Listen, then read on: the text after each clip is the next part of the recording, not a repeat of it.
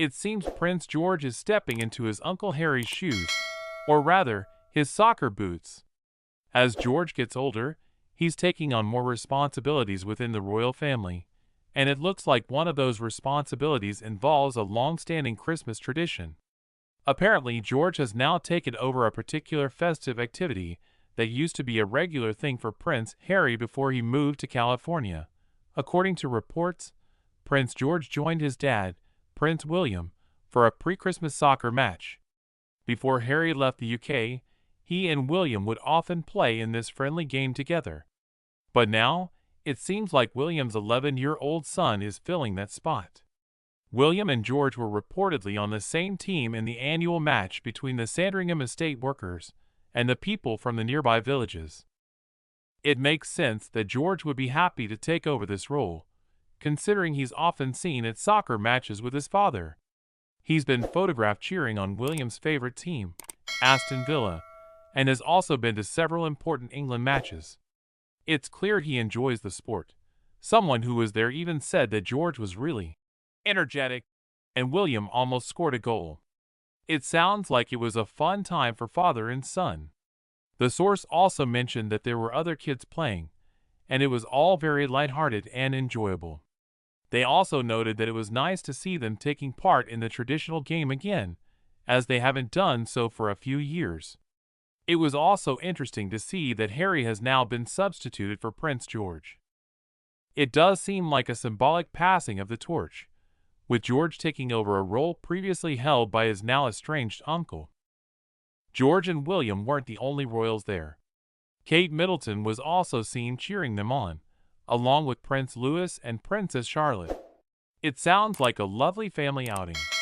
It's interesting to think back to a few years ago when Kate shared a funny story about George's opinion on her soccer skills. He apparently told her, "Mommy, you're so rubbish." During a visit to Northern Ireland, Kate played soccer with some children and joked that she should have gotten some tips from George. It's clear that William and Kate's eldest son is developing quite a talent for the sport.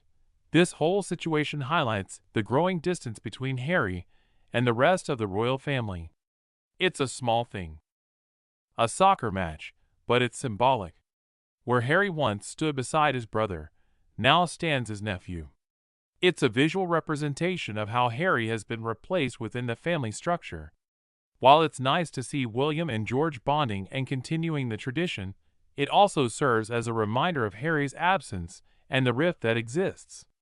It's another small example of how the Sussexes have chosen a different path, and how that choice has consequences, even in seemingly insignificant areas of royal life. It's also interesting to consider how this might be perceived by Harry and Meghan.